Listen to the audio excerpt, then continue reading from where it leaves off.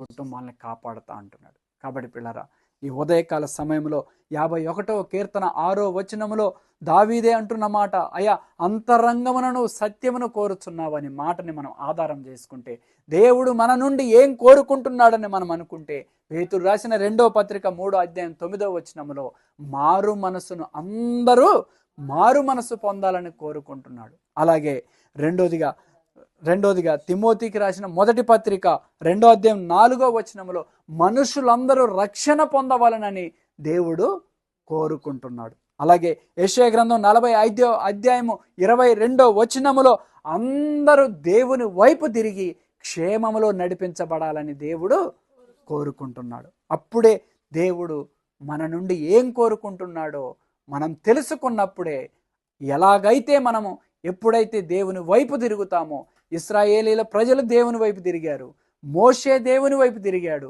దావీదు దేవుని వైపు తిరిగాడు, దానియేలు దేవుని వైపు తిరిగాడు, అప్పుడే వాళ్ళు విజయాన్ని చూడగలిగారు. ఆ రీతిగా గనుక మనం అందరం దేవుని వైపు తిరగగలిగితే నిశ్చయంగా దేవుడు మనతో నడుస్తాడు, మనల్ని నడిపిస్తాడు. అట్టి కృప దేవుడు మనకు అనుగ్రహించును గాక. చెప్దాం, అట్టి కృప దేవుడు మనకు అనుగ్రహించు.